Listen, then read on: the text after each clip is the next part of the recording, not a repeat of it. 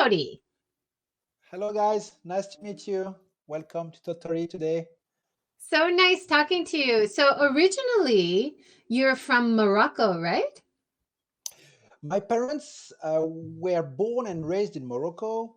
They came to France in the 90s, and I was born in France and raised in France, and now I'm in Japan. So Yeah. that's important for me to say all of this. I feel myself like a tree. Roots are in Morocco, the trunk is in France, and now we have the branch, the leaf in Japan, and we have some fruits, three kids who are here, and we don't know where they will go, but they will make their own journey, their own path. That's wonderful. Such an international family and international situation. Many years ago, my husband and I actually had a wonderful trip to Morocco, and we went to the sand dunes in Mazuga. Is it Mazuga? Merzuga, Mazuga? Merzuga. It was so Yes, beautiful. And we yeah, very found the beautiful. most amazing French cafe in the middle of the desert where we had Wow. beautiful coffee and French baguettes. And I'll never forget that experience. And now you're in Tottori, where they also have sand dunes. And they have beautiful sand dunes and even camels and Yes, coffee shops and everything. Yeah. yes. So we have those sand dunes here with six camels. Those camels came from Mongolia. So they have two, how do you say that? Two on the back, on their back, they have two, in French we say boss, on their back. And we have good coffee. We call it Sunaba coffee. Yeah. So why is it called Sunaba coffee? Sunaba means sand place in Japanese. And there is a famous humorist called Matsuko Derax. I don't I don't know if you know her. It's a very famous humorist in Japan who said that there is no Starbucks in Japan in Tottori. Sutaba, there is no Sutaba in Japan. So I think the mayor of the prefecture or of the town of Tottori said we don't have Sutaba, but we have Sunaba, and they make Sunaba coffee from here. So it's just a player around the words, and Yeah. I love I love it. that. I love it. I'm showing the picture now from one of my Yeah, trips with my family, and we went to the Totori Sand Dunes. We went to Sunaba Coffee, of course. You have to go, yeah. and we went to the Sand Dune Museum where they Museum. have Yeah, these fantastic. amazing structures made out of sand. So that's really Yeah, cool. that's really cool, and it's changing every year. So every time you go, you will have a new scenery and fantastic one because it takes 3 months to build it. And they have specialists from all around the world who came, artists from all around the world who came to build that. And every time it's a different theme.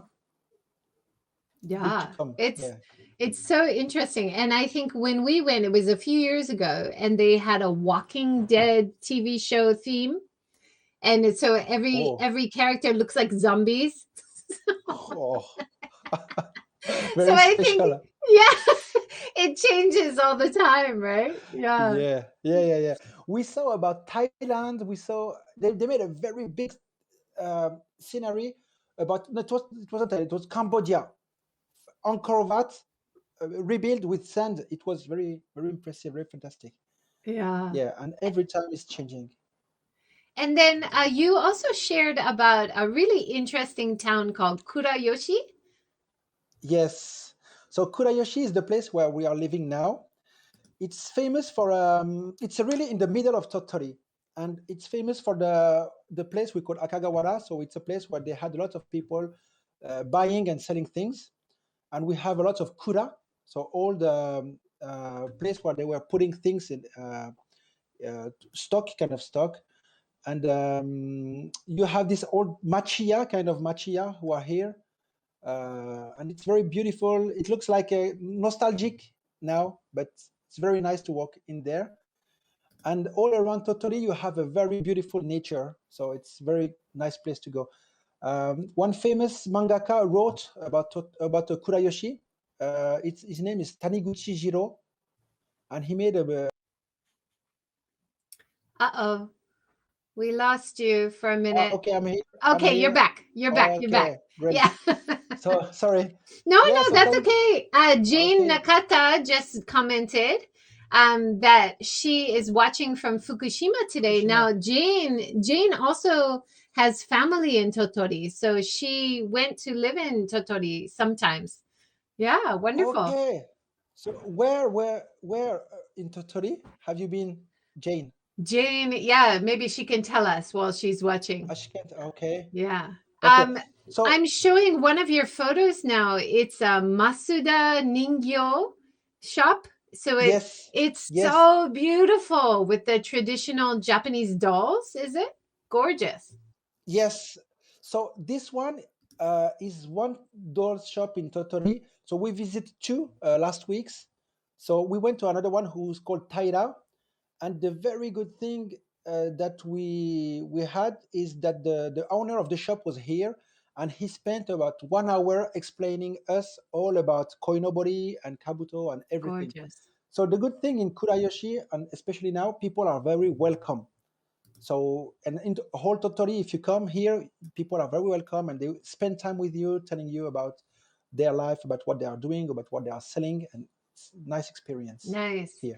Jane just said she is from Hokue. Hokue. Yeah. Okay, Hokue. Okay, so Hokue is the my wife's birthplace. Yeah, I know Hokue, Jane. Okay, so we are. My wife is from Hokue, and Hokue is very famous for Conan Detective. You know Conan Detective, the manga. Mm-hmm. So it's very famous for Conan Detective, and Nice. it's very famous for suika. How do you say watermelon? It's a nice place and a beautiful sea there too. Yeah, Hokue Cho, That's great. not far from Kurayoshi. Yeah, Jane. And also, you were sharing recently this month. You're seeing a lot of beautiful tulips. Is that right? So it's Hanakairo. So Hanakairo is on the west side of Tottori. It's oh Khadija, hello Khadija. Sorry. No, that's so okay. uh, so yeah, Hanakairo is a very big park for and you have a lot of flowers, and every time of the year you have flowers there. So it's a nice place to go and see. So now it's the tulips. Yeah, now it's time Gorgeous. for tulips. Yeah, looks like Yeah, a gorgeous place.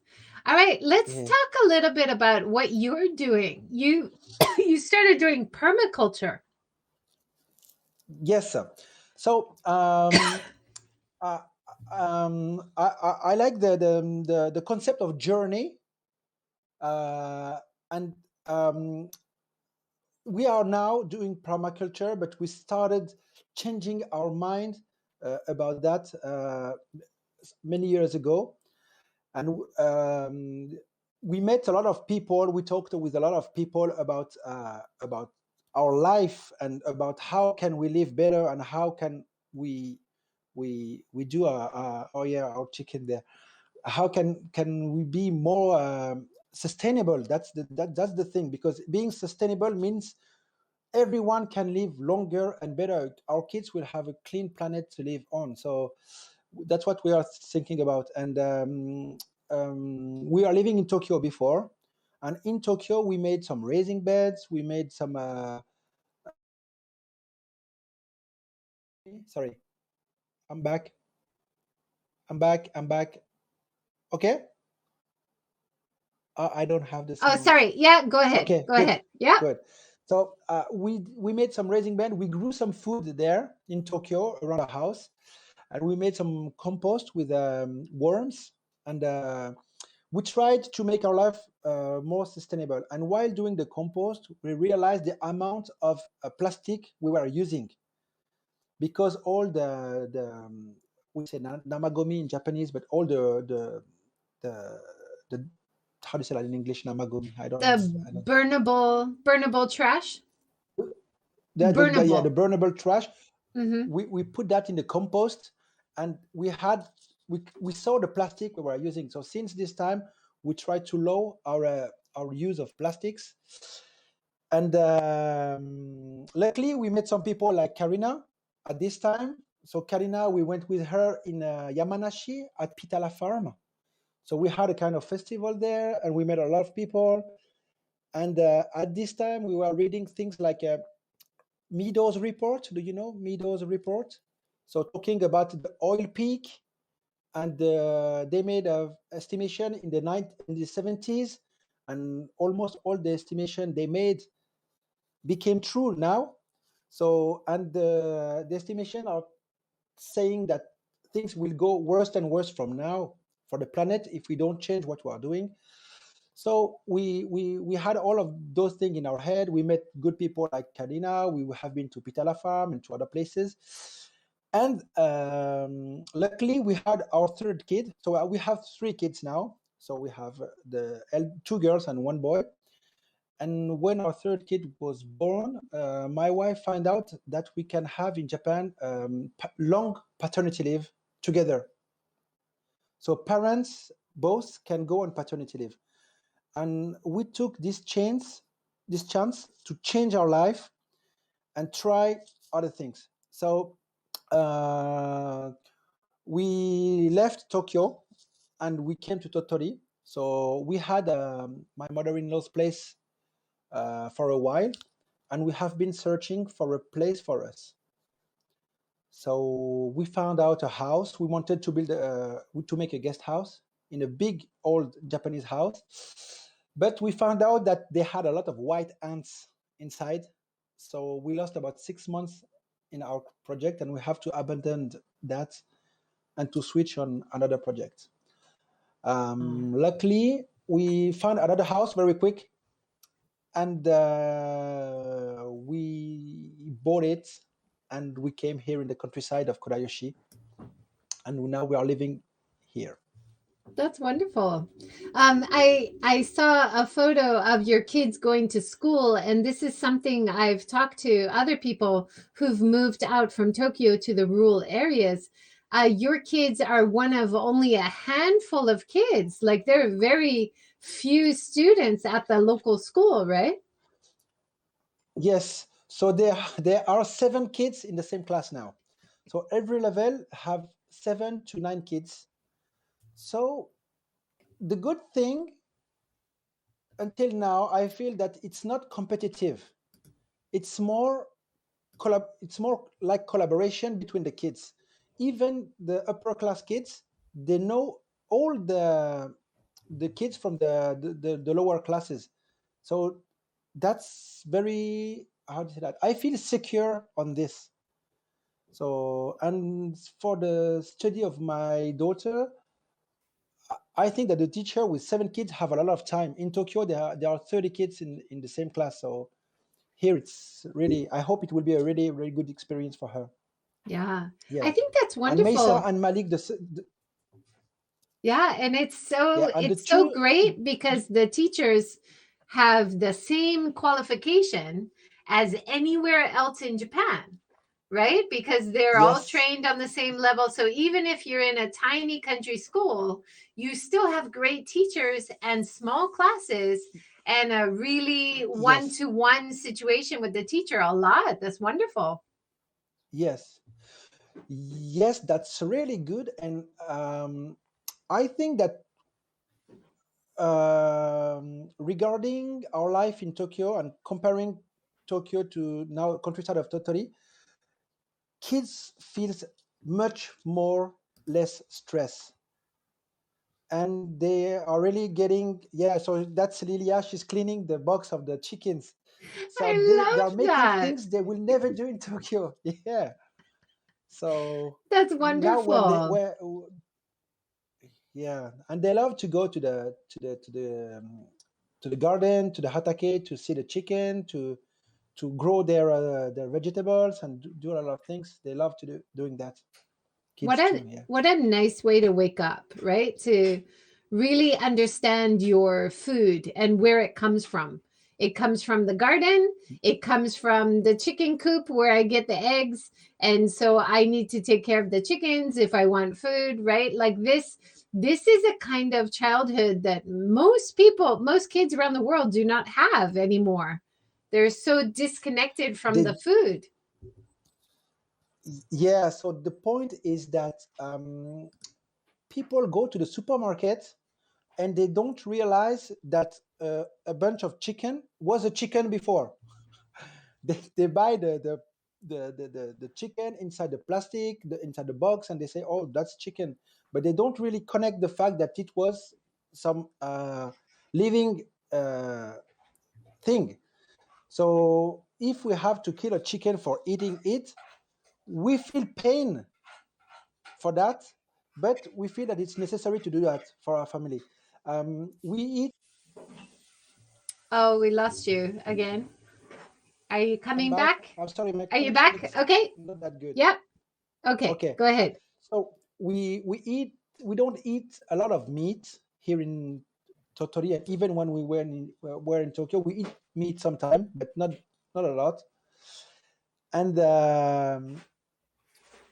I think that's important to know where the meat come from. So we have cows around here too.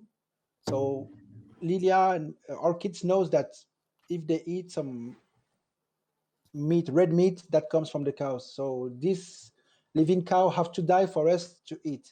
So if you don't need to eat meat, we don't need to kill the cow. So I don't know what will be their what they will do when they will grow up, but I want them to be to have the conscience of this.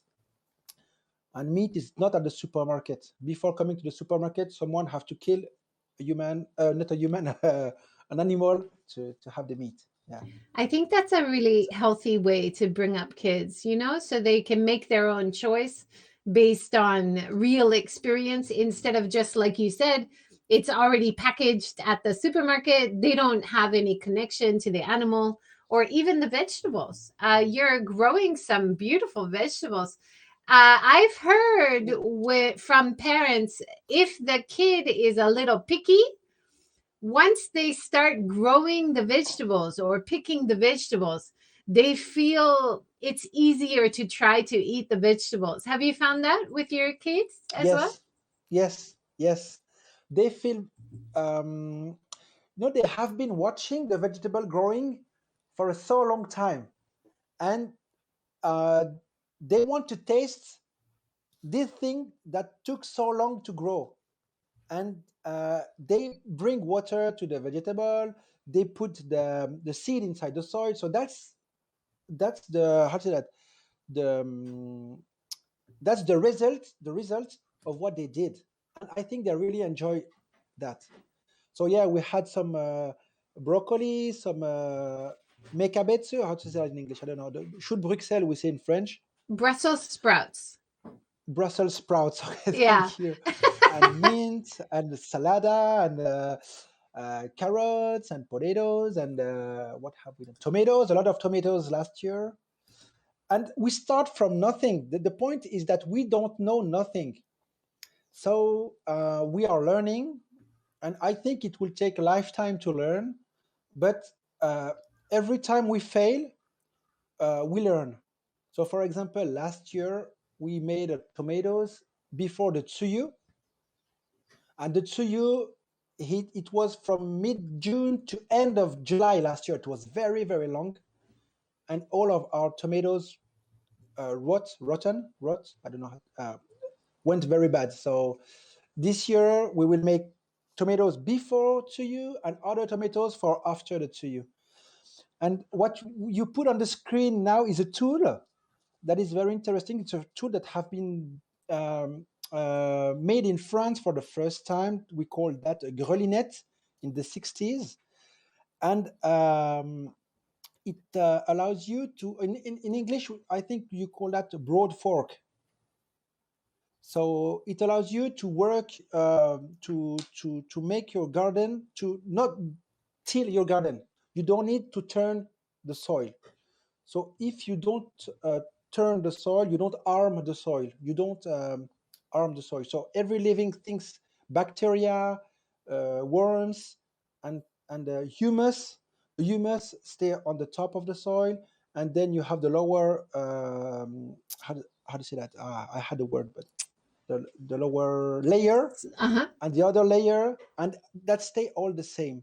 Yeah. And with the grelinette, you just you put the broad fork inside the soil and you move it like that, and the soil is not turning at all. So it preserve your living organism in the soil. That's wonderful. And We in Hiroshima, we've had a conversation with Thomas, who runs Pitchfork Farms, and he is a fan of the no-till style, same style, okay, and he's doing organic natural farming as well in the Hiroshima area, so not too far away. yeah. So we the broad fork, they don't sell broad fork in Japan. So we took the plan from the internet, and we found a guy here in Daisen, so in Mm-hmm, Tottori, who is so Satoshi. He's very good at metal, mm-hmm. and he built two prototypes of broad forks. Nice. We sent one to Kyle in Kaminomi Okay, Permaculture yeah, Center. yeah. We've talked to Kyle So, in this talk show as well. yeah, so he's there and he's using the broad fork we made here in Tottori, and we are very happy about that. And yeah, it's a good way to not steal your garden and Mm-hmm. preserve the life. Yeah. Yeah, So yeah, I will put some more picture on this later. yeah, that's So great. yeah, so that's funny. You have in front of the house the raising beds we made. Is this in So Totori? yes, it's in Tottori. It's just in front of our house. So we had on the back of the on the right side of the picture, you have the bamboo fence. So we had pipes running and no fences. So instead of buying some grid or stuff like that, we had a bamboo forest close to our house. So we went there, we took some bamboo, we split it, and we made some fences there. Wonderful. And it was fine. I saw your video of cutting back the bamboo on Ah, yeah. Facebook. That looks so hard. Looks so difficult. No, it was okay. It was okay. but but when I visited John in Okayama, he was also talking about the challenge of cutting back all the bamboo, and it gets Yeah. growing everywhere. And you have Yeah. some fruit trees that you are trying Yes. to separate from the bamboo, right? Yes. So the thing is that we didn't knew that we have to maintain this part of the land we had, and we met a farmer who told us that, oh, your bamboo are making shadow on my rice field, so please cut the bamboo. Oh, oh, So we went in the bamboo forest, and I bought a chainsaw and I started cutting that. And hopefully my friend Chris, who is living close to here, came to give a hand, and we worked, about half a day cutting bamboos. And the trees who came out from this bamboo forest were kaki tree and yuzu tree. And nice, once they got the sunshine, they have been very how do you say that, healthy. They made a lot of leaf, and it was very good to see that they came back to nice. life.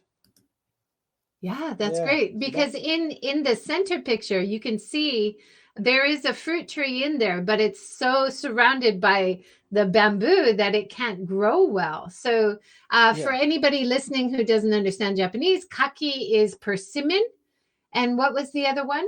Kaki and kaki and yuzu. yuzu. So Yuzu, yuzu is a kind of citrus. It's a yeah. wonderful for cooking and juices. Dan has a question. Do you find people in general were living more sustainably in Morocco or Japan? Didn't include France, obvious Clearly reasons. in Mm. clearly in Morocco. So I think that the carbon footprint in Morocco was kind of balanced now, but it's balanced because we have very poor people living in the countryside, and we have very rich and living in a big town, big cities, so using computers, drinking Starbucks and everything like that. But as I remember when I was young, when we went to Morocco, we used to go to the river to get water from a spring. So there was a spring next to the river, and we got water from there. And we have been there with the donkey, and we put a lot of how do you say that, of tanks and we get water from there, and we went back to home and we were drinking the water from the spring only. And that's what we are doing now in Tottori too. We have a spring at 4 kilometers from here, and we don't drink the water from the tap, even if it's good. But we have 20-liter tanks, and we go and get the water from the spring, and Wow. we will bring it back to home, and it lasts for around 2 weeks. So I put the refill spot on the application, my Mizu, Yay. if you know. So Yeah, that's wonderful. That's wonderful. yes, I met an elderly man who had settled in Kamikatsu in Tokushima on Shikoku Island. And he had an off grid life. He only used the natural light. He didn't have taps, but he set his house. He brought that house and remodeled the house because it had a stream next to it so that he yeah. could get his water. And if you have water, you have life. You can grow things, you can live. That's amazing. Clearly, water is one of the very important key to be sustainable. If you have clean water, that's really good. And one point being here, we are close to the Mount Dyson. So Mm-hmm. we are in the countryside, and we are close to the Mount Dyson. The Mount Dyson is the higher mountain, is in the Chugoku uh, region. Mm-hmm. And even here, we have pollution. We are not in a big town, but we have pollution even in the countryside. So sometimes we go with the kids and pick up cans and bottles from outside in winter, especially. Mm-hmm. And every year, so last year and this year, we got a lot of trash. And that's really sad because we have very clean water here. Yeah, you And have putting to. cans, putting pesticide, Yeah. putting all this kind of thing is not I that think good. I think So for the next 5 years, water, clean water, and access to clean water is going to be the number one issue that we're talking about all over the world. I really believe yeah, that. And last yeah, week we talked to John Stollenmeyer, the carpenter, and it looks like you're yeah. also making some of your raised bed frame or beehive. Can you tell us about that? Looks great. Oh, yeah. So we want to make some beehives. So this model called ruche varée. So varée, I don't. It exists in English too. So it was I think it was a French or Belgium religious guy, and he wanted to make beehive for the people. So he designed a kind of beehive that everyone can build. So it's not a beehive with frames. We have some what we can see on the top of the bottom right of the picture. It's not frames, it's just sticks that you put inside the beehive, so the bees can come like they are doing in the nature and build their own nest and they stick it to the stick there. Wonderful. So we made two of those last week, and that was built from trees that have been taken from the forest very close to our house. So we have they call that Shirin Kumiai. We have a company that is making woods like John. So Mm-hmm. they are making the planch. How do you say? They are milling the wood. That's what you say? I don't know. Mm-hmm. Yep. So they are milling the wood, and we also got so that we had to pay this, but it was very very cheap, the wood. And they gave us a lot of wood for free. So they told us, this place you can get all the wood you want. So that's something that we will burn. So we had the side of the trunk, so that the round part they can't use. And with this we made raising beds.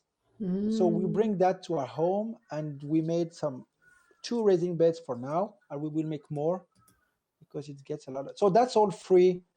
And yes, so that's the And raising beds. And we beautiful sorry, wood as well. It looks really beautiful. yeah, and natural and nothing on it, so no treatment, no chemicals. So it's good, and we will change it maybe in 2 or 3 years. But it's not a lot of work. It's easy to Mm-hmm. change, and it's free. Wonderful. So the good thing being in the countryside is that you can get a lot of free things too. That was amazing. Yeah. Yeah, so we got free food. So we didn't bought any rice since last year. Wow. So people gave us 30 kilograms bags of rice. So we got maybe 5 last year and 2 this year. So we didn't bought any rice. Well, sometimes they came with vegetables, so daikon, spinach, and salada and everything, potatoes, and That's that amazing. was And I really also I saw that you did a seed exchange with your neighbors. That's such a nice idea to exchange seeds. yes. So the the hard thing here for us in our place is to build a community, meet people who have the same interest and who are doing the same things. So we have a good friend Morisan who is living in Matsuzaki. He have a library and kind of, it's not anarchist but a kind of anarchist library. It's a Japanese guy, and you can talk with him about politics. You can talk with him about sustainable things. He's a very open mind guy, and it's very interesting to talk with him. And we give him sometimes how do you say that, plants, sprouts, and the seeds, and we get seeds from him too. So last time we had some cotton from him, and carrots, and we gave Wow. him some cabbage. And so the seed exchange you saw last time, it was in Dyson, Mm-hmm. so 400 for it's 40 kilometers from here. Mm-hmm. And it was with a friend called Shinsan, and she's making her no-till garden too. Wow. So she's making her own beer, her own wheat. So she grew up a lot of wheat of flour. How do you say that? Blé, blé, blé, blé. A Flower? cereal, Uh-huh. flour. Yeah. Yeah, So she grew. Thomas, who I mentioned, who's doing no-till farming at Pitchfork Farms in Hiroshima, he is also very excited about growing hops and Hops, making maybe in the future making his own beer as well. beer. Yeah, Yeah. yeah. So you That's have a good challenge. good challenge. Yeah. You have a local craft beer in Kurayoshi, right? I saw that on Yes, Kurayoshi Beer yes, Brew Lab. That looks good. yes. Yeah, looks good. And we have many places here in Tottori with people who are trying these kind of things. So in Dyson, you have Dyson G beer, and you Oh, have I like wine G almost beer. here. Yeah. So Nice. they are growing some grapes in the sands. So Wow. that's very interesting. So I went maybe Grape in one the month ago sand. That's in the nice. sand. So they're making some sand wine. So we have a good in Kurayoshi Winery. You can buy good sand wine, and yeah, it's a very interesting experience because sand wine exists also in France, but only in a very specific place, and in Japan in an only specific place too. So it's in near Hokue. They call that the place is yeah, it's between Hokue and Yurihama. So, Wow. and they make sand wine very close to the sea. That's So great. yeah, very Ako friendly. has joined from Facebook. She says people in the countryside of Totori are very kind and share their fruits and vegetable and rice. Thanks for joining, Ako. Yeah, Nice. yeah. So Ako is a very wonderful person. We know in Totori. So she lives in Dyson. So about your 40 kilometers, 40 40. kilometers from here. I'm sorry, my Yeah. English is kind of No, no. disconnected. Your English is wonderful. Fabulous. Thank you very No much. problem. Yeah. So Yeah, go ahead. sorry. So we share sometimes with Ako, and she's growing her own garden too. She's doing a lot of things in Mikuria. Great person. Yeah. Nice. Let's talk a little bit more about the raised beds. What is the Okay. reason? What is the reason to have raised beds instead of just putting the vegetables in the ground? That's a good question. So we have two places to grow our foods. We have the garden, the hatake. It's where the chicken are. So it's 600 meters from here, and we have the place all around the house. And the problem that we have all around the house is that you have they build the house in a kind of um, how to say that kudalizaka. It's not a straight land. So they had to put a wall and a lot of sand to make the level and build the house over it. So we don't have a good soil here at all. So we use the raising bed to add some soil and to improve it every year with with a gyufun. What's gyufun? It's cow poo. Uh-huh. Sorry. So we Fertilizer. have a Uh-huh. fertilizer, And and you're we add doing some compost as well. compost, yes, Mm-hmm. and we dead leaf too. So we mix everything and we try to increase the life of the soil to make the soil more healthy and Mm-hmm. more strong and more resilient too. And also you made So it look so beautiful, like the round stones that you made into a circular pattern is gorgeous. ah yeah, so that's a spiral garden. So it's made to almost aromatics plants. So we have rosemary, we have hyssop, we have mallow, we have parsley, we have a lot of things on this spiral, and every plant have its place. So because of the sun, because of the exposure to the sun, so you have shadow or not, you have a lot of water or not. So every plant have his own place. So at the bottom this year we put some strawberry. So we had a lot of strawberry for free because farmer here they make strawberry, and at the end of the season they throw everything out. So What? they kill all the strawberry sprouts. Why? So we said no, we'd like to Yeah. have it. So we got a lot last year, and last year we had strawberries, and this year it's starting to.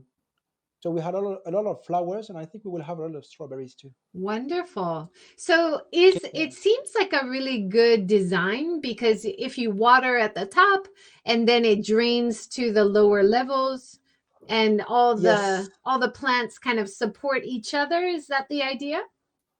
yes, that's the idea. So the circulation of water is important.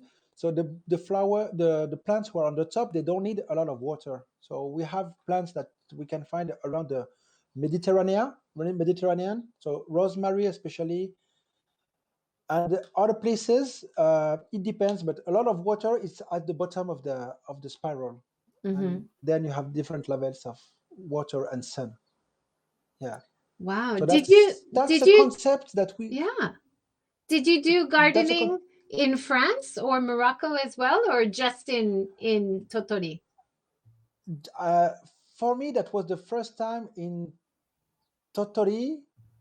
I made a little bit in Tokyo, but the thing is that in France I always saw my father and my mother growing things. So Morocco is very famous for mint tea. Yes.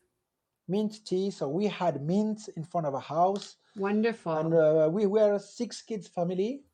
So it wasn't a matter of permaculture or preserving the earth, but it was a matter of economy and money to grow your own food when you have 6 kids, and you can have a lot of potatoes on your own and a lot of onion and a lot of things like that. So that's what my father was doing for us when we were kids. So So I nice. always saw him gardening and doing things for us. Yeah. Wonderful.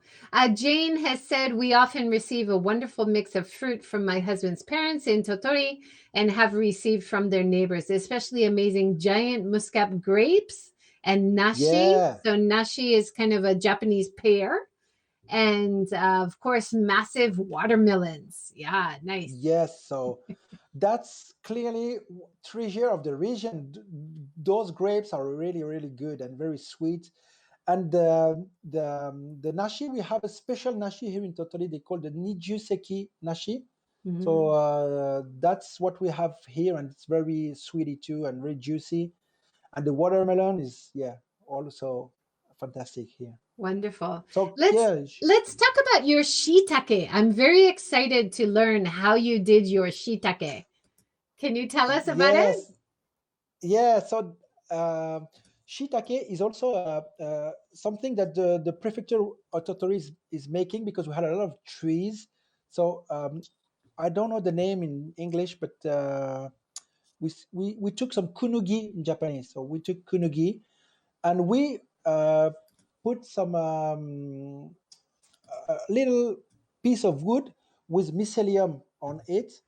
So we had to drill a little hole inside the log, and we put the mycelium inside it, and we have to wait 1 to 2 years to have Oh, the shiitake. wow. So every year, the plan is every year to make 30 logs of shiitake, to always have shiitake from October to March. Yeah. So Wonderful. that was very, very interesting to doing that. And that was the first time for me. So the important thing is to try. Even if we fail, we have to try. If we fail, we can figure out why we failed and then try it again and improve our skills and our knowledge on everything. I love So it. I love shiitake mushrooms so much. And the fresh shiitake, if you pick it off of the log and you grill it up on the barbecue, yeah, or if you grill it with some garlic oil or something, oh my gosh, it's so good. it's very, very good. And butter with butter and salt, it's good too. And Yeah. shoyu, it's good too. Yeah, shiitake on the I barbecue. had Yeah, no idea it takes 2 years to grow. And do you have to 1 to 2. keep it in the shade or in the sun? Where is a good So location? we have to keep it in the shade, and usually they put the shiitake in the forest. So in the summer, they put the logs one over each other, so they make a kind of big structure. And in October, they put them like crosses like this, and so the mushroom can grow up on the side. But it's always under shadow and with a lot of humidity. So it's a mushroom, so it needs a lot of water and humidity. So sometimes people put water on it to make it more humid. Okay. So yeah, so that's my sensei. It's my wife's uncle, so he helps us a lot.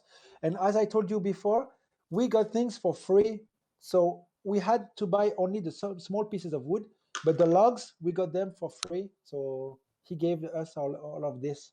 So Wonderful. So this really great. this, what do you call it, that you put inside the culture or the mushroom, the baby mushroom, This uh, mycelium. mycelium. So you can Yes. just buy that at a DIY shop or something? Where do you buy that? So yeah, you can buy that now. I think they sell that at the home centers, but I don't know if it's specific for a countryside, or if you can find that in a big home center in Hiroshima. I don't know. But here Wow. we have these kind of things.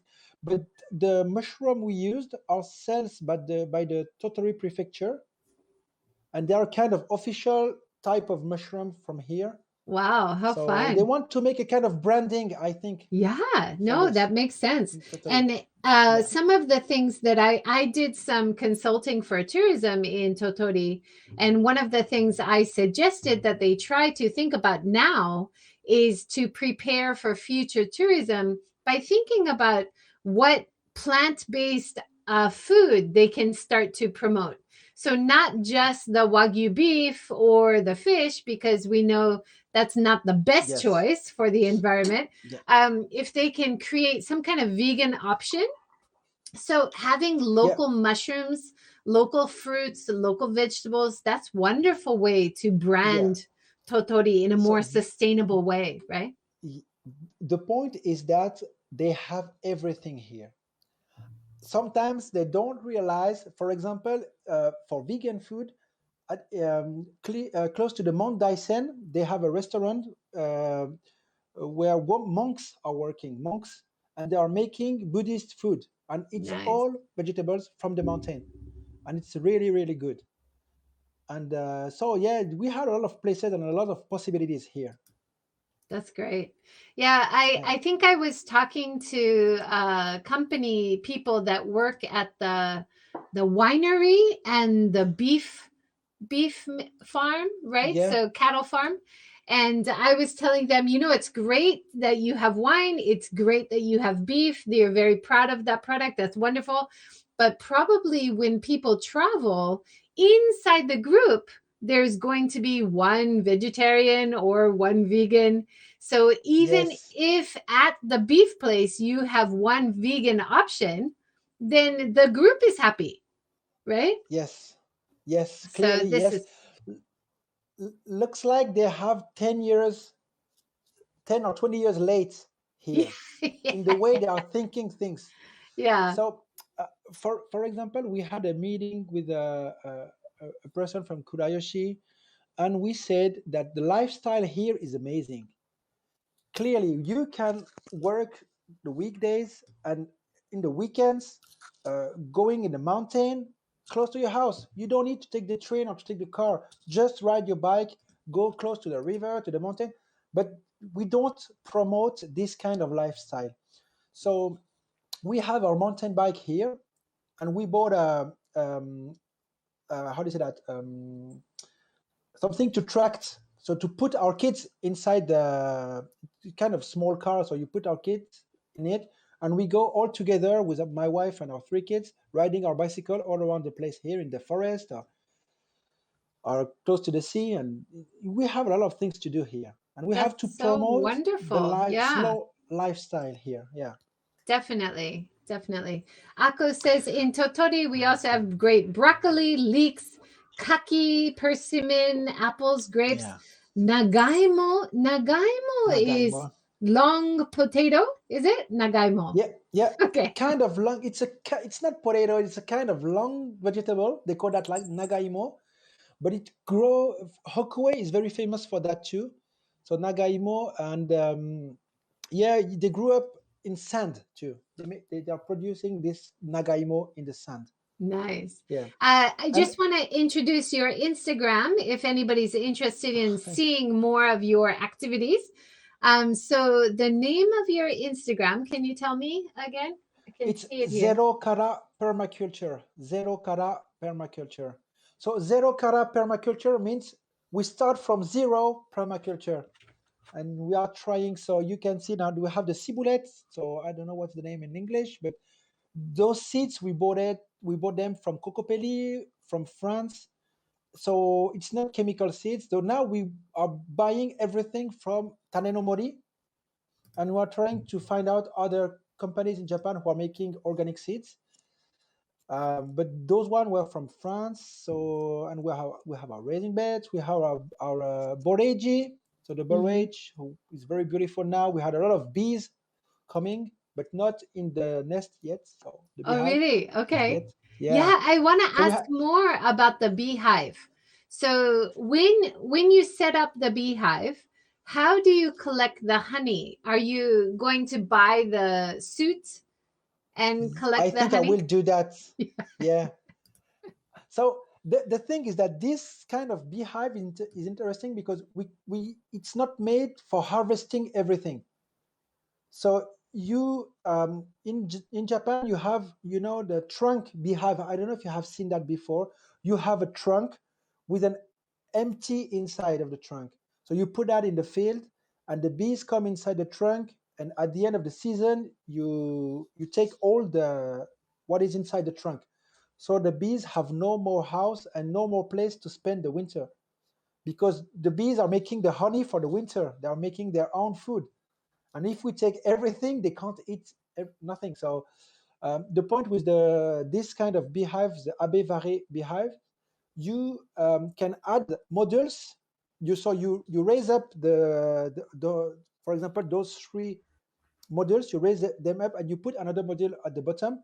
And when you want to harvest, you take only one or two modules. You don't take all of this. So the bees needs to have something to eat at the end of the year, and especially in winter. Yeah, that is so interesting. I visited a bee farmer on Miyajima Island in Hiroshima, and he actually was a biologist who was working for a big company making chemicals, and he realized how Whoa. damaging the Yeah. chemicals were for the earth. And so he became a bee farmer, and he's, helping raise the bees and selling the honey. It's a lovely story. Yeah. My how to say that, my interest for bees is coming, of course, from permaculture, but also from my I had a teacher of kendo, a sensei of kendo, when I was in France, called Yannick, and he stopped working. He was working in advertisement, and he stopped working and became, like you said, a beekeeper, and he raised his bees and make his honey and sold it. And it was a very good person. So I'm trying to follow his footsteps, not the same way, but kind of different. But yeah, and I want to improve. Like I said before, we are doing everything from zero. So we have books, we have people we know. We are the sum of all of this thing, and we try to improve in our journey for being more sustainable. That's wonderful. And of course, YouTube Sensei. You can learn a lot from Yes, YouTube these days, right? yes, Chris yeah, has said saving honey for the bees just makes sense. I think that's so true. I think a lot of bee farmers, like the big bee farmers, have a bad reputation because they don't take care of the bees. They don't allow the bees to eat. And yeah, that's not good for anybody. But yeah, this Miyajima bee farmer he was right next to an organic farm. And so the organic farmers were so happy to have the bee farm next door, and they were working together so beautifully. It's so nice. yeah. So we were talking about journey, we were talking about people, not what we are doing. So zero color permaculture, it's not me alone. It's also Madame, who is here. Hey, hi, thanks for joining. So she said she will join, so she's here. Nice. So yeah, so nothing was possible if she wasn't here. So Of everything course. we did it together, and yeah, so happy being here in Totori. Yeah.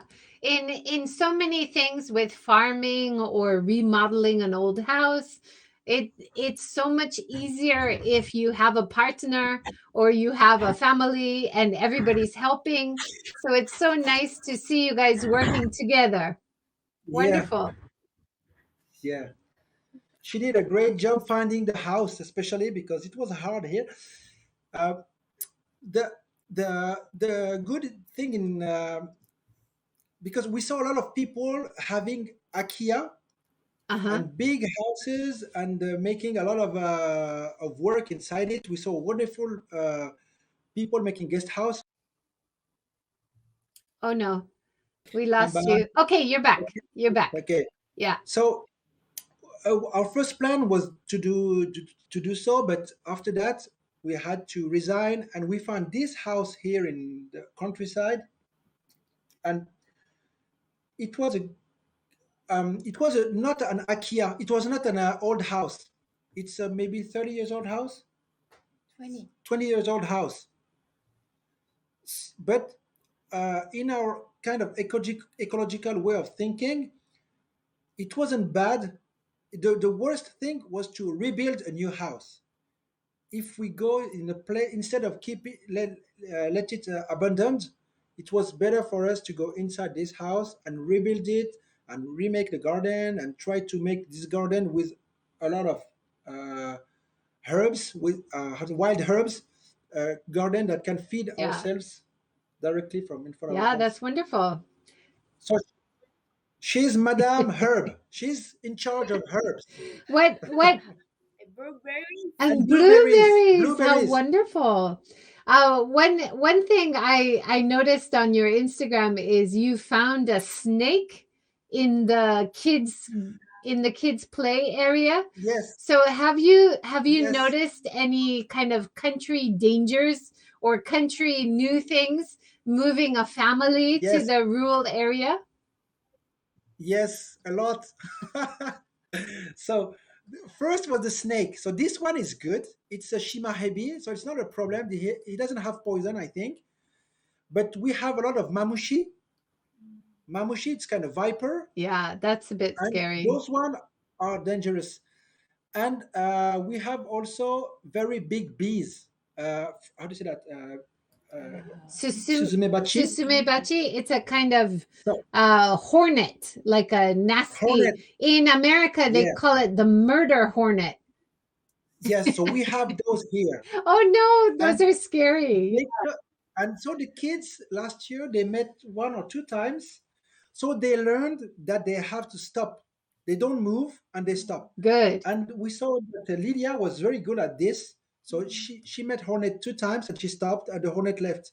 And it was a good thing for her because she realized that it works.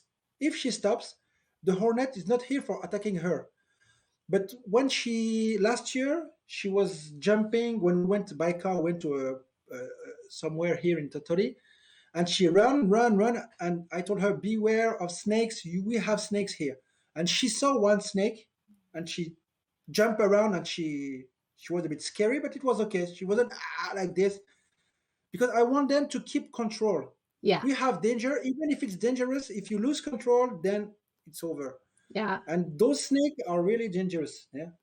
yeah. And No, we met another snake at outdoor even show. Outdoor show. if the poison is not dangerous, it's still horrible to get bitten by a snake. So yeah, Yeah. to watch out for snakes. I see in the picture at the bottom right, is that a toad, like a big frog It's as well? told it was in Tokyo. This one was in Oh, in Tokyo. Tokyo. Wow. So we were very happy having him there. He stayed a long time with us and he was singing in the night. It was a good friend. Oh, wow. How fun. Yeah. So Yeah. snakes, And do he you also, ever see the wild boar? Do you see the inoshishi where you are? we ate inoshishi. So we saw There's a lot, inoshishi. right?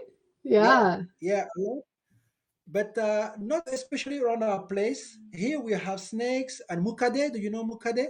Oh yeah. The centipede. Centipede. Yeah, those Yeah. one are they're dangerous too. And snakes, mukade, and suzumebachi. That's all. The rest is fine. Is okay. We have That's the kind of eagles, taka, tombi, Humvee. was So sometimes stealing our food. right, yeah. So for your vegetables, do you have any animals coming to eat your vegetables? Sometimes even in my garden in Hiroshima, sometimes I have the tanuki comes or Yes. the inushishi comes and digs in my garden. So do you have that Yeah. sometimes? Not the inoshishi and not the tanuki, but the thing is that the mogura is the what is mogura? Oh, mole. Is it a mole? Mole. Yeah, Hmm. mole. Yeah, and we also have the la chenille, c'est pas chenille. We also have the kind of worm, but for the butterfly. What do you call that? I don't know what's before the butterfly. It's the kind of worm. What's the name of it? The Caterpillar? caterpillar. Uh-huh. Caterpillar. Yeah.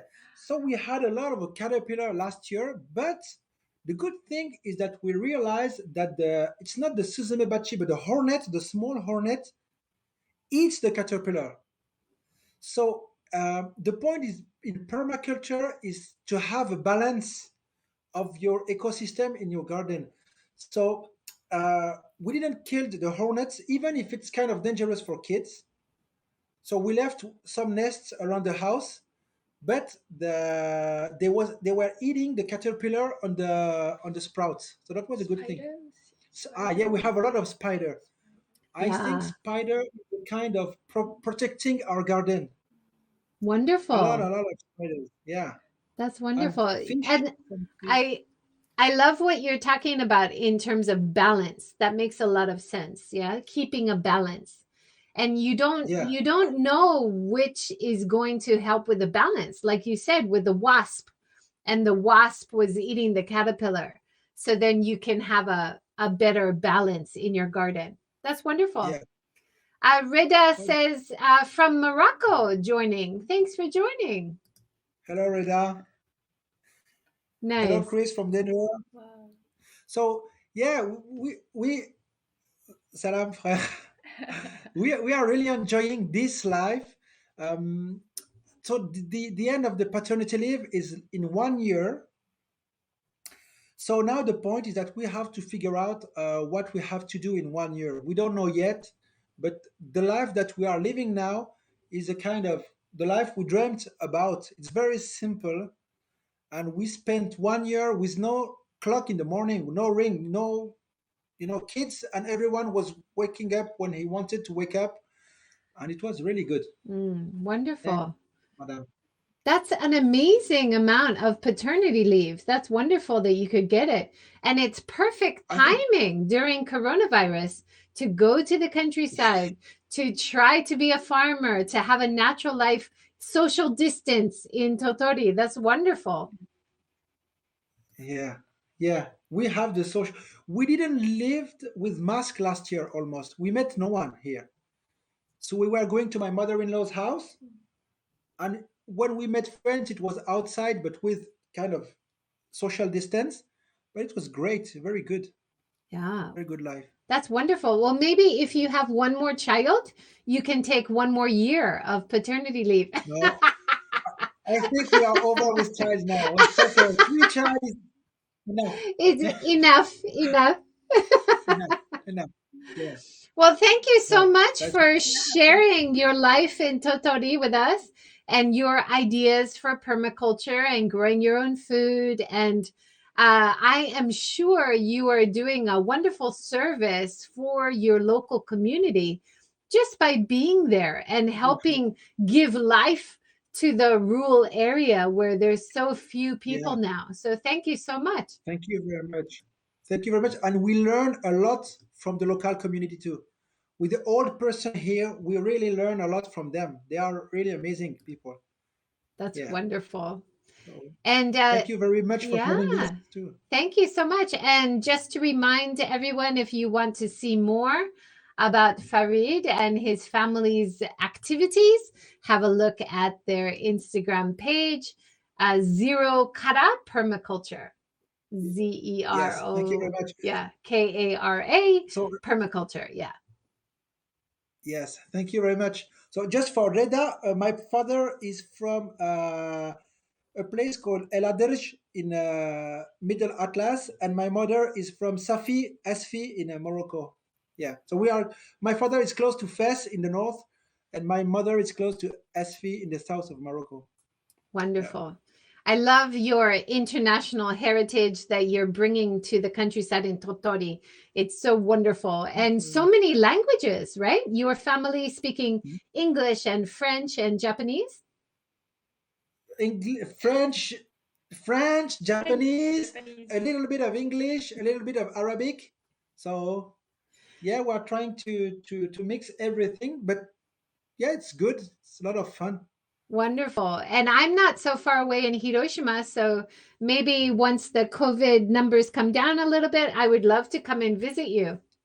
Yeah, please come. We'll Thank make a you. tagine nabe for you or a pot au feu as you want. French or Moroccan Wonderful. food. That sounds wonderful. Thank you, everybody, for joining today. Thank you so much, Farid and your family. And tomorrow, we are talking with Susan Mercer at 5 p.m., who has a pet rescue organization in Shikoku. So please join us then. Thank you so much, everyone. Have a great day. Thank Bye. you. Thank Bye-bye. Have a you. good day.